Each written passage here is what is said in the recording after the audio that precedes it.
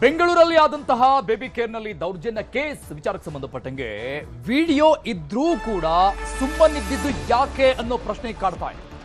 ಸಾಕ್ಷ್ಯ ಕಣ್ಮುಂದೆ ವಿಡಿಯೋ ಇದೆ, ವಿಡಿಯೋ ಸಾಕ್ಷ್ಯ ಇದ್ರೂ ದೂರು ಕೊಡಲು ತಡ ಯಾಕೆ, ಹಿಂಜರಿಕೆ ಯಾಕೆ? ಘಟನೆ ನಡೆದು ದಿನಗಳು ಕಳೀತಾ ಇದ್ರು, ಯಾಕೆ ತಡ? ತನಿಖೆ ವೇಳೆ ಸಿಬ್ಬಂದಿ ಸುಜಾತ ಸ್ಫೋಟಕ ಮಾಹಿತಿಯನ್ನ ಬಿಚ್ಚಿಟ್ಟಿದ್ದಾಳೆ.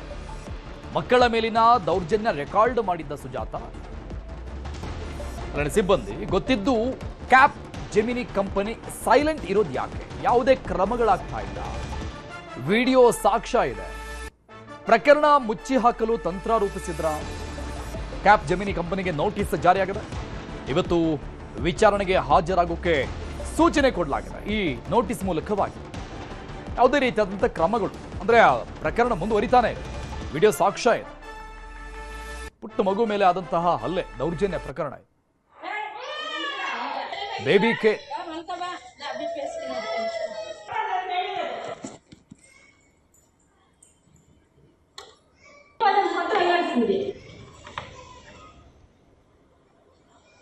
ಡೀಟೇಲ್ಸ್ ಕೊಡ್ತಾರೆ ನಮ್ಮ ಪ್ರತಿನಿಧಿ ಮಂಜು ಸಂಪರ್ಕದಲ್ಲಿದ್ದಾರೆ. ಮಂಜು, ಬೇಬಿ ಕೇರ್ನಲ್ಲಿ ಮಗು ಮೇಲಿನ ದೌರ್ಜನ್ಯ ವಿಚಾರಕ್ಕೆ ಸಂಬಂಧಪಟ್ಟಂಗೆ ಯಾಕೆ ಮುಚ್ಚಿ ಹಾಕೋದೇ ಅವರ ಉದ್ದೇಶ ಅನ್ನೋ ರೀತಿ ಕಾಣಿಸ್ತಾ ಇದೆ, ನೋಡ್ತಾ ಇದ್ರೆ?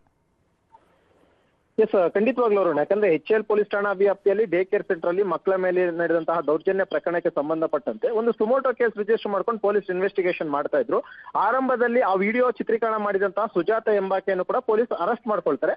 ಅರೆಸ್ಟ್ ಮಾಡ್ಕೊಂಡು ಆಕೆನ ಎನ್ಕ್ವೈರಿ ಮಾಡಿದಂತಹ ಸಂದರ್ಭದಲ್ಲಿ ಆಕೆ ಕೊಟ್ಟಿರುವಂತಹ ಹೇಳಿಕೆ ಏನು ಅಂತಂದ್ರೆ, ಈ ವಿಚಾರ ಒಂದು ವಾರದ ಹಿಂದೆನೆ ಅಲ್ಲಿದ್ದಂತಹ ಸಿಬ್ಬಂದಿ ಮತ್ತು ಮ್ಯಾನೇಜ್ಮೆಂಟ್ ಅವರಿಗೆ ವಿಡಿಯೋ ಇತ್ತು, ಗಮನಕ್ಕಿತ್ತು ಅನ್ನುವಂಥದ್ರ ಬಗ್ಗೆ ಸ್ಟೇಟ್ಮೆಂಟ್ ಕೊಟ್ಟಿದ್ದಾರೆ.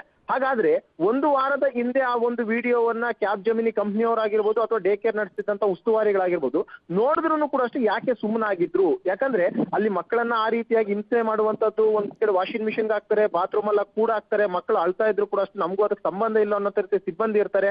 ಇಂತಹ ಒಂದು ವಿಡಿಯೋವನ್ನ ನೋಡಿದ್ರು ಕೂಡ ಅಷ್ಟೇ ಕೊನೆ ಪಕ್ಷ ಪೊಲೀಸರಿಗೆ ದೂರನ್ನ ಕೊಡೋದಕ್ಕೆ ಯಾಕೆ ನಿರಾಕರಣೆಯನ್ನ ಮಾಡಿದ್ರು? ಒಂದ್ ವೇಳೆ ಏನಾದ್ರೂ ಸುಜಾತ ಒಂದು ವಿಡಿಯೋನ ರೆಕಾರ್ಡ್ ಮಾಡಿಲ್ಲ ಅಂದಂತ ವೇಳೆಯಲ್ಲಿ ಅಥವಾ ಸುಜಾತ ಒಂದು ವಿಡಿಯೋವನ್ನ ಹೊರಗಡೆ ಬಿಟ್ಟಿಲ್ಲ ಅಂದಂತ ಪಕ್ಷದಲ್ಲಿ ಮಕ್ಕಳ ಮೇಲೆ ನಿರಂತರವಾಗಿ ಇದೇ ರೀತಿಯ ಅಂತ ಒಂದಷ್ಟು ದೌರ್ಜನ್ಯಗಳಾಗ್ತಾ ಇದ್ರು ಕೂಡ ಯಾರು ಕೇಳ್ತಾ ಇರಲಿಲ್ಲ. ಯಾಕಂದ್ರೆ ಪೇರೆಂಟ್ಸ್ ಮಕ್ಕಳನ್ನ ಬೆಳಿಗ್ಗೆ ಬಿಟ್ಟು ಮಧ್ಯಾಹ್ನ ಕೆಲಸ ಮುಗಿಸ್ಕೊಂಡು ಬಂದಂತ ಬಳಿಕ ವಾಪಸ್ ಕರ್ಕೊಂಡು ಹೋಗ್ತಾ ಇದ್ರು. ಅಲ್ಲಿ ಮಕ್ಕಳು ಕೂಡ ಅಷ್ಟೇ ಪೇರೆಂಟ್ಸ್ ಅಲ್ಲಿ ಆಗ್ತಿರುವಂತಹ ದೌರ್ಜನ್ಯದ ಬಗ್ಗೆ ಯಾವುದು ಕೂಡ ಅಷ್ಟೇ ಹೇಳುವಂತ ಸ್ಥಿತಿಯಲ್ಲಿ ಇಲ್ಲ. ಯಾಕಂದ್ರೆ ಅವ್ರು ಪುಟ್ ಮಕ್ಕಳವರು.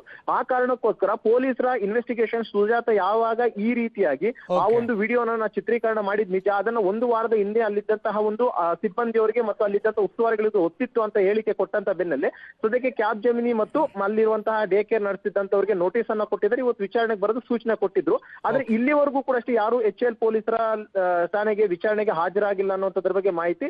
ಆ ಒಂದು ನಿಟ್ಟಿನಲ್ಲಿ ಮತ್ತೆ ಎರಡನೇ ನೋಟಿಸ್ ಕೊಡ್ತಾರಾ ಅಥವಾ ಪೊಲೀಸರು ಅಲ್ಲಿ ಹೋಗಿ ಅವರನ್ನ ವಶಕ್ಕೆ ಪಡ್ಕೊಂಡು ಬಂದು ಇಂಟ್ರಾಗೇಷನ್ ಮಾಡ್ತಾರೆ ಅನ್ನುವಂಥದ್ರ ಬಗ್ಗೆ ಹಿರಿಯ ಅಧಿಕಾರಿಗಳು ಯಾವ ರೀತಿಯಾದ ನಿರ್ಧಾರವನ್ನ ಕೈಗೊಳ್ತಾರೆ ಅನ್ನುವಂಥದ್ದು ನೋಡ್ಬೇಕಾಗಿರುತ್ತೆ. Arun, thank you Manjunath ಡೀಟೇಲ್ಸ್ಗೆ.